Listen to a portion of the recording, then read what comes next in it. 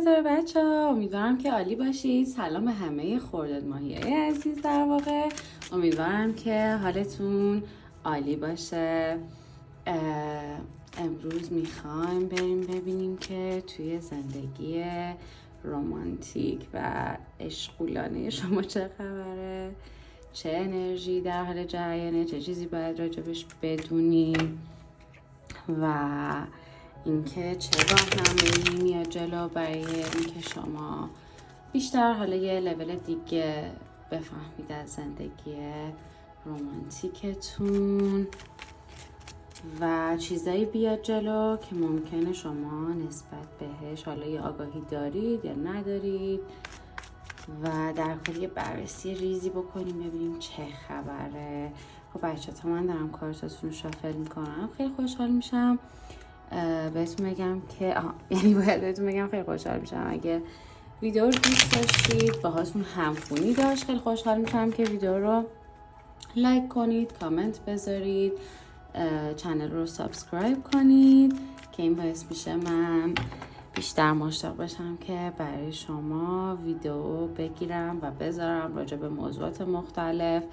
و اگه حالا سوالی ذهنتون رو مشغول کرده خیلی خوشحال میشم برای من کامنت بذارید تا جایی که بتونم سعی میکنم راجع به این قضیه سوال بپرسم و ویدیوشو بذارم. اگه خواستید با من به صورت خصوصی ریدینگ داشته باشید بچه ها میتونید که به من ایمیل بزنید. من خودم به هیچ عنوان به هیچ کدومتون پیام نمیدم یا به هیچ کس اصلا پیام نمیدم و اگه خواستید ریدینگ داشته باشید خودتون به من پیام بدید خب که براتون ریدینگ خصوصی داشته باشم توی به ایمیل xxvoidweather و همین دیگه. اینجا هم که چنل xxvoidweather و خیلی خوشحالم که امروز با هم اینجاییم. بریم که شروع کنیم. 6 جام برعکس،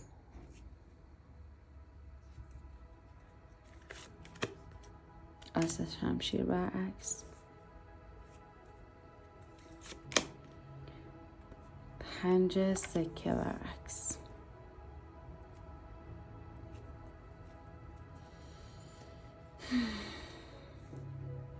شرایط الان زندگی عشقیتون چطوره و چه چیزی باید راجبش بدونید.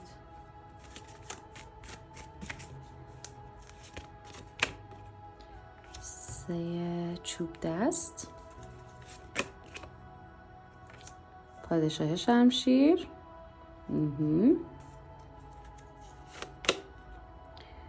و تعادل برعکس. خب بچه اول بریم بررسی کنیم که چی باید بدونید. همونطور که میریم جلوتر کارت هم میکشیم برای اینکه راهنمایی بکنیم که بعد شما تو این شرایط چه کاری انجام بدید. اولین کارتی که ما اینجا داریم 6 جام به صورت برعکس و 6 جام به صورت برعکس داره میگه که زندگی عشقی اونقدری که دوست دارید رو به روال نیست و احتمالاً اونقدری که دوست داشتید روی فلویی که دوست داشتید حرکت نمیکنه و احتمالاً فهم کردید تا الان قرار بوده اون کسی که میخواید رو پیدا بکنید و هنوز این اتفاق نیفتاده و اون شخصی که میخواستید نیومده جلو به خاطر شما، نیومده جلو توی زندگیتون اون شخصی که میخواستید و شاید رابطه های سولمیتی زیادی داشتید که اومدن درساشون رو به شما دادن و زندگیتون خارج شدن. و وایبی که بچه ها اینجا من خیلی دارم میگیرم اینه که خردادی ها خب از نظر آسترولوژی که خیلی سالهای سختی رو داشتن می‌گذروندن تقریبا و یکم شرایط برشون سخت بوده و چیزی که دقیقا من دارم اینجا میبینم اینه که دوست ندارن با حقیقت روبرو بشن ولی شرایط یه جوری مجبورشون کرده که با حقیقت روبرو بشن. چون ما آس شمشیر رو وقتی به صورت برعکس داریم اینجوریه که شما دوست نداری با حقیقت روبرو بشی، ولی وقتی زیر آس شمشیر پادشاه شمشیر اومده اینجوریه که بالاخره یه جورایی ابرا میرن کنار، شما با اون حقیقت روبرو میشی. ما اینجا پروانه رو داریم، یعنی این که شروع میکنید تبدیل شدن، متوجه حقیقت میشید، از پیلتون میایید بیرون، متوجه پترنایی که تکرار میکردید میشید و بالاخره میایید بیرون. و یک چیزی که دارم راجع به 6 جام اینجا دانلود میکنم یا دریافت میکنم، پیام که دارم دریافت میکنم اینه که این به خاطر و البته به خاطر اینکه ما اینجا 5 سکه رو به صورت برعکس دارم، من دارم اینجا یه پترن ناسالم توی رابطه ها رو میبینم که توی دوران بچگی در واقع دیدم دور و برم و توی دوران بچگی این پترن رو دریافت کردم که برای همین احتمال داره که مادرتون شما رو تنها بزرگ کرده باشه و شما این حال پترن رو دارید که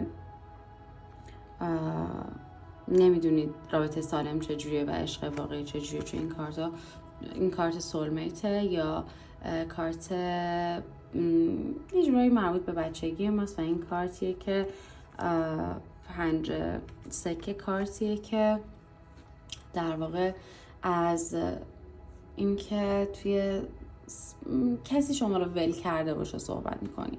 احتمالاً ممکنه نقش پدر اونقدر قوی نبوده باشه تو خانواده و شما مادرتون یکم حالا مجبور بوده از نظر احساسی نتونسته اونجوری که لازمه تغذیه بشید، ولی با این حال و این باعث شده چون نتونستید از نظر احساسی تغذیه بشید نتونید خودتون رو از نظر احساسی تغذیه بکنید. ما چون کارت اعتدال رو به حالت برعکس داریم، کارت اعتدال نشان آذر ماه نشان مثبت نگری به زندگی، دیدن اینکه زندگی چه نقشه‌ای برای ما داره، به کجا داره میره، چه سمت و سوی داره میرست و و اینی که از پس خودمون بر بیایم، یعنی خودم از نظر احساسی خودم رو سیراب کنم. چون میبینید از نظر احساسی راحت، پاهاشو گذاشته تو آب نشانه احساسات هست، یعنی با احساساتش راحته و خودش داره آب خودش رو، یعنی جای کوزه خودش رو داره خودش پر میکنه. خورشید رو داریم ما این بیرون و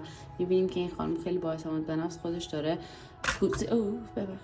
داره کوزه خودش رو آب میکنه و وقتی این به صورت برعکسه داره به من میگه که من به خاطر شرایطی که داشتم قبلا نمیتونم توی رابطه ها هم حتی نمیتونم اون قدری خودم رو در واقع انگار همه انرژیمو میریزم سر طرف، بیش از حد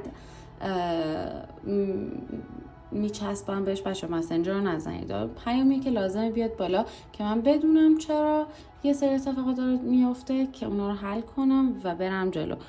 ولی با این حال چیز قشنگی که من دارم اینجا میبینم 3 چوب دسته که به حالت راست اومده و اینه که شما ناامید نشدید. یک جورایی میدونی که یک نقشه یک انرژی فراتر از تو وجود داره، یک متوجه این شدی که یعنی داری با این پادشاه شمشیر متوجه این حقیقت این شدی که باید یک سفری رو شروع کنی و این تصمیم رو گرفتی این سفر رو شروع کنی و شروع کنی حرکت کردن به سمت آرزوهات و متوجه این قضیه شدی که هیچ چیزی روی سنگ نوشته نشده، یعنی سرنوشت تو روی سنگ نوشته نشده و هر وقت بخوای خودت میتونی با سایه‌هات روبرو بشی و سرنوشتت رو عوض بکنی. احساس میکنم اینجا چیزی که دارم میبینم آس شمشیر وقتی به صورت برعکسه یه جدایی براتون اتفاق افتاده. میگن حالا با سولمیتتون، با کسی که درس داشتید تو زندگیتون و این جدایی باعث شده که متوجه بشید که میخوای درسته خیلی اذیتتون کرده، خیلی احساس کردید که اینم رهاتون کرده. میگم اینا همه پترنایی که از بچگی دریافت کردید و این درس همه برای اینه که بتونید از پس خودتون بر بیاد. گفتم به خاطر آز شمشیر برعکس کسی بوده که شما رو رها کرده. اینجا من احتمالاً همسرتون هم بوده، شاید احتمالاً داره رابطتون جدی بوده باشه، چون یعنی ازدواج بر بعضیاتون ممکن رابطتون ازدواج بوده باشه که از هم جدا شدین، چون پادشاه شمشیر حکم همسر رو هم داره، چون پادشاهه و خیلی شما رو بهتون نسبت بهتون بی‌اعتنا بوده یک جورایی و همین بی‌اعتناییش باعث شده که شما خیلی بیشتر این زخما بیاد بالا. و بچه این زخما نیاز داشته که بیاد بالا. چرا ما باید با اونا روبرو بشیم، بسازیمشون و درستشون کنیم، روشون کار بکنیم و بریم جلوتر. بریم ببینیم که چه راهنمایی نیاز دارید بدونید درباره این شرایط و چه چیز در آینده برای شما داره میاد. امیدوارم که هر شرایطی که بچه توش هستید ازش بیرون بیاید. اگه نیاز به راهنمایی بیشتر داشتید حتما به من پیام بدید، ایمیل بزنید. میتونم یه ریدینگ خصوصی داشته باشم، خیلی عمیق‌تر با هم دیگه صحبت کنیم. بریم ببینیم راهنمایی آینده. 10 سکه به صورت برعکس. بله جدا شدید شما و خیلی هم راحت نبوده، ولی میگم امید دارید. 9 شمشیر و هایروفنت برعکس یا پاپ اعظم برعکس. خب بچه چیزی که من دارم میبینم اینه که آخر دنیا نیست.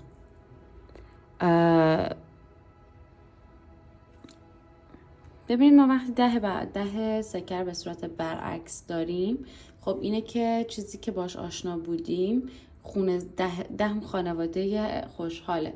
که وقتی به صورت برعکسه یعنی این که و روی کارتایی که اومده اینه که این رابطه، گفتم احتمالا خیلیاتون ازدواج کرده بودید با این طرف و ببخشید و جدا شدید ولی چیزی که من دارم اینجا میبینم شما ناامید نیستید، خیلی امیدوارید به زندگی، ولی بازم یه جوراییه که خیلی به کارهایی که به داستانایی که اتفاق افتاده دارید فکر میکنید. دستم بزنم اینجا یکم یوتیوب رینج اساسه. خیلی به کارهایی که اتفاقایی که براتون افتاده دارید فکر میکنید. اینجوریه که شبا حتی خیلی وقتا شاید خوابتون نمیبره، پا میشید از خواب و دارید به این قضیه فکر میکنید و راهنمایی که اینجا دارم با از روح راهنما میگیرم اینه که این اتفاقات باید میافتاده، پس انقدر خودتون رو اذیت نکنید. وقتی ما 9 شمشیر رو داریم تقریبا یک قدم قبل از پایان ماجراست، یعنی داره این داستان به پایان خودش نزدیک میشه. نگران نباشید، این تمام این موضوعاتی که ذهنتون رو انقدر درگیر کرده حل میشه، میره. مدیتیشن رو خیلی بهتون تاکید میکنم که اگه میتونید مدیتیشن انجام بدید که بتونه تمام این فکرها و این شمشیرها و این فکرهایی که شما رو اذیت میکنه به خاطر حالا کارهایی که قبلا انجام دادید، میگی اینو باید اینجوری میکردم، اونو باید این کار میکردم، چی شد این به این سمت رفت، چرا این اتفاق برای من افتاد، این اینجوریه که تمام این اینا حل بشه، این فکرها حل بشه و این شمشیرها رو بتونید دونه دونه یک جورایی بکنید تو غلاف، به جای اینکه انقدر هی نگران کارهایی که کردید و اتفاقایی که افتاده باشید و بیاید و نتونید حتی شبا بخوابید. و ما اینجا وقتی خیلی جالبه این جفت، این شماره 14 این شماره 5 جفتشون میشن 5 و دقیقا این ردیف 5. این قسمت از زندگیتون بچه ها خیلی قسمت حیاتی و مهم از زندگی شماست و شما با مقاومت در مقابل تغییر نمیتونید به اون جایی که باید برسید. پس لطفاً مقاومتتون نسبت به تغییر رو حتما روش کار بکنید، چون ما اینجا همه این قسمت ها توی این قسمت تمام اعداد میشه 5 و تماما برعکسه. یعنی ببینید اون بر عدد 5 میشه 6، میشه عشق بی قید و شرط، میشه لول بعدی که میره سمت میره بقیه ماجرا رو در بر میگیره. یعنی اینجا پایان ماجرا نیست، عملا وسطشه، فقط یکم حالا پیچیده شده داستان برای شما که یه سری درس ها بهتون بده در زمین و حتی از نظر روحی و یه سری سایه ها رو بیاره براتون بالا. پس شما با مقاومت برای اینکه این درس ها رو بگیرید هیچ کمکی به خودتون نمی‌کنید بچه‌ها. مقاومت رو بذارید کنار و یک جورایی یه خوش آمد بگید به این آینده‌ای که داره وارد میشه. 5 میدونم عدد یکم سنگینیه و یکم تغییرات ممکنه وقتی تو عدد 5 خیلی شدید باشه، ولی جای نگرانی نیست. شما از پسش برمیاین. اگه نیاز داشتید کسی کنارتون باشه حتما به من پیام بدید، با هم بیشتر صحبت میکنیم. اگه این ریدینگ باتون همخونی داشت خوشحال میشم برای من کامنت بذارید، لایک کنید و کانال رو سابسکرایب بکنید. تا ویدیو بعد، خدافظ.